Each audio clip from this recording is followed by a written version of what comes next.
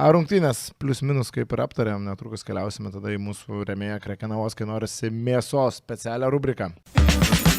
Oro sotus nebūsi. Kai norisi mėsos, rinkis Krekenavos. Nuo 90% mažiau oro, daugiau mėsos. Tai kaip įprasta mūsų rėmėjo rubrikoje pasižiūrėsime vieną iš dėjimų su mėsomis ir šį kartą visai neseni įvykiai nutikę uostamiestyje.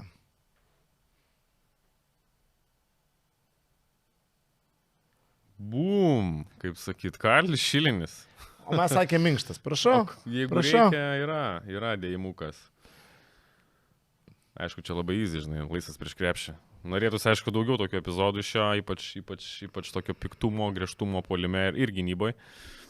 Bet aš sakau, Neptūnui reikia Pacevičiaus, su Šiliniu turbūt toli nenuvažiuos. Na šitoje vietoje gal kaip tik labiau apie Harrisoną Cleary norėjau pakalbėti vaidmenį būtent šitoje atakoje. Aš visada matau daugiau kaip žaidėją, kuris pats atakuoja krepšį. Kiek tu matai to potencialo jo kūrybai? Šiaip įdomus momentas, nes Rygos VF buvo žaidėjas, jis daug kurdavo kitiem. Tai aišku, labiau orientuotas į taškų rinkimą, bet jis gali tą perdamę paduoti. Jis visai skaito to žaidimą. Jam, ko labiausiai trūksta, tų fizinių savybių, trūksta to, žinai, greičio, tokio staigumo, fiziškumo, kad galėtų kažkiek įeiti labiau į baudos aikštelę. Bet sakau, VF jisai turėjo gerus, man atrodo, rasistų skaičius, jisai gali perdamę paduoti. Tai va, iš esmės ir gaunasi, kad epizodas tarsi ir Karlio Šilinio, bet didžiąją dalį jo sukūrė čia Harrisonas Cleary, perskaitęs gerai situaciją. Tai toks šį kartą mūsų epizodas iš Krekenavos, kai norisi mėsos.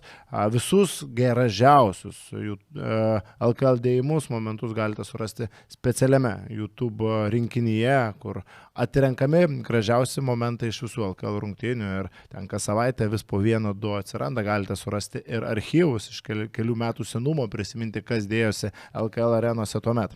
Oro sotus nebūsi. Kai norisi mėsos, rinkis Krekenavos.